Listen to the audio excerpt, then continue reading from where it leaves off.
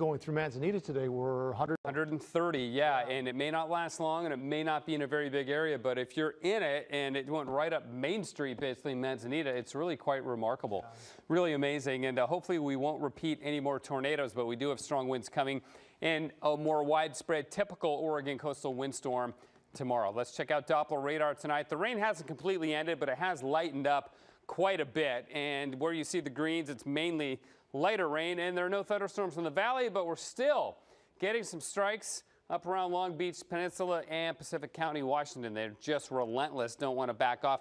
There's one little system right there responsible for it, another little curl there, but look, this is the next storm. It's barreling along, and I had moved up the timeline in part because of what we're seeing here on the satellite. That storm's going to be on the southern Oregon coast pretty quickly and then moving up to the north coast later on in the afternoon. So again, the timing has evolved just a little bit, moved it up a touch. The wind speeds that we expect about the same, 75 to 90, maybe some gusts of 100.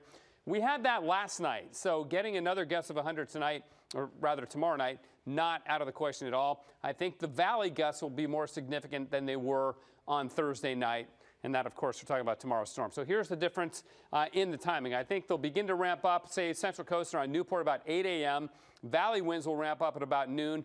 Peak 1 to 5 for the valleys and about an hour sooner for the coast. So, again, it's looking like a mid to late afternoon event for the most part, and then the winds dying down in the evening. The rainfall totals will still be impressive.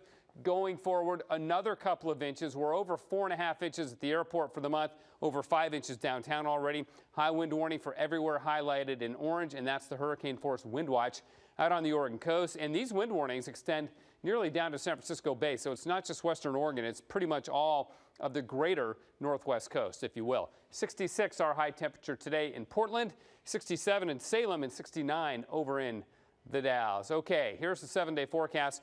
Rainy and windy on Saturday, showers on Sunday, then rainy Monday and Tuesday, but not as bad, and we'll dry it out towards the middle of next week for at least a few days. And for those of you headed down to Corvallis for the game tomorrow between the Beavers and the Utah Utes, looks nasty, rainy and windy, and the timing for that, I think the whole game is going to be under the gun with the heavy rain and the strong wind.